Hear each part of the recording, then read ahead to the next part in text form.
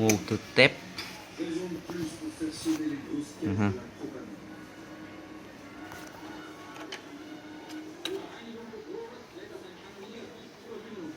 Cha mình khó quay quá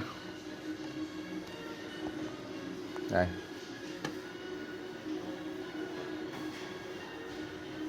không luôn.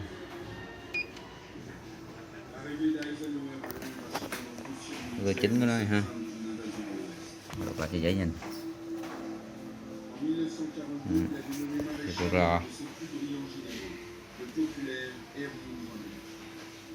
mã cho cô ra nó đi.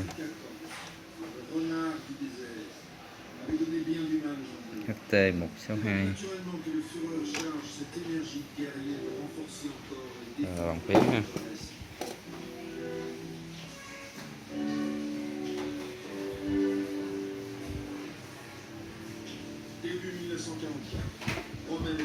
Model DX MC07, máy cắt dây nhám.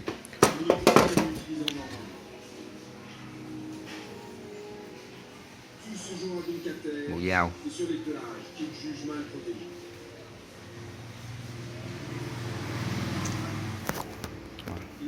Ốc lại nha.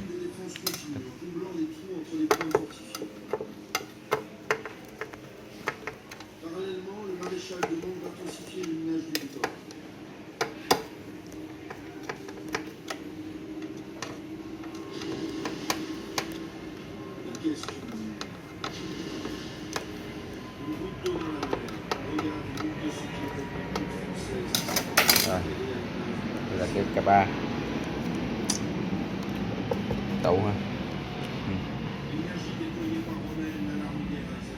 Rồi, tôi này đứt rồi,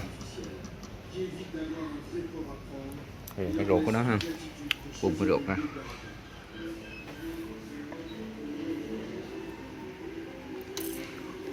Nhẹ nhàng.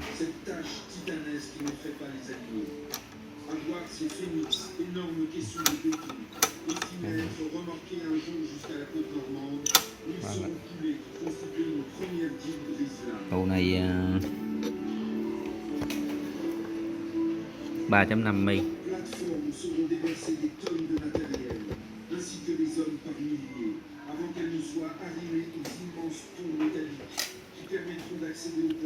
Xong lại ngổ rồi này này.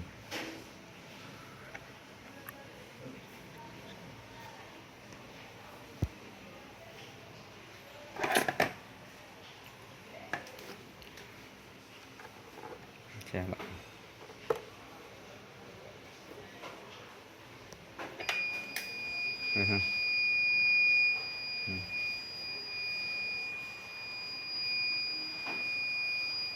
xong.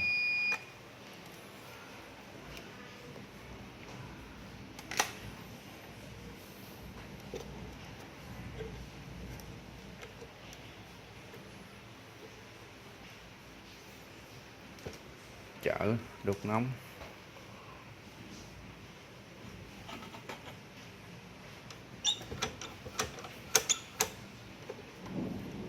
Tự bên đây luôn.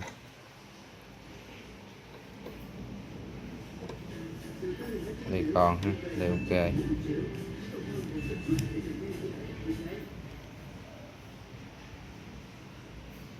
Đây còn ok.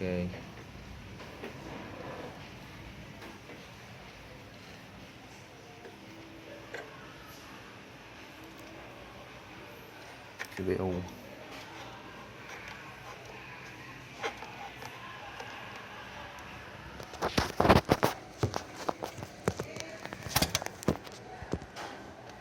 dạ.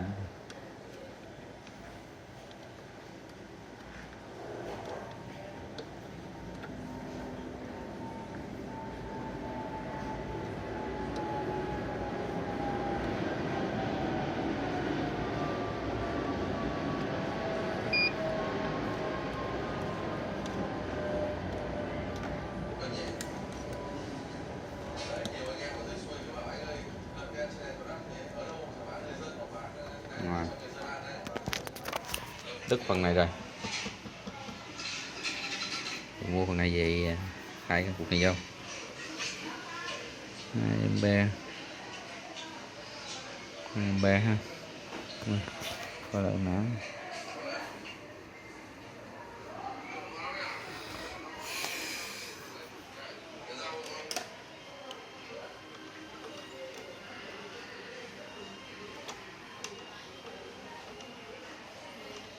Motor thông dây rồi, hư rồi.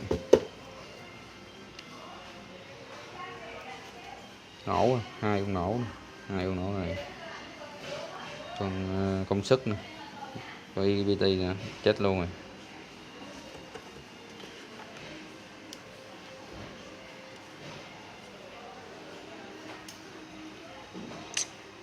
Rồi, còn bộ cái máy nữa. Đơn giản.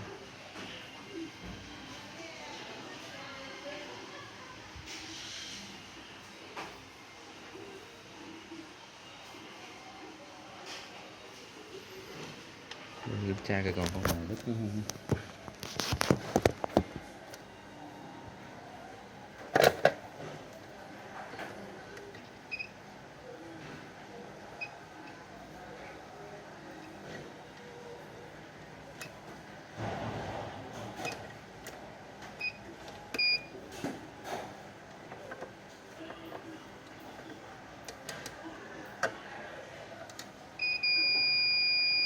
Đứt luôn.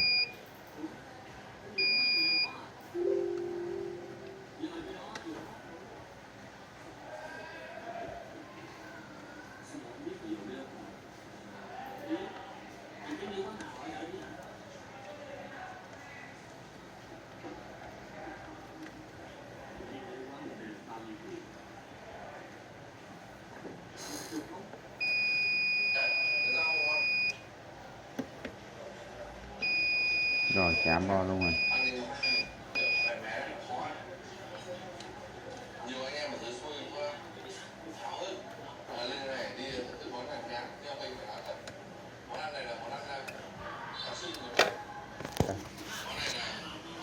Chạm nguồn luôn mà.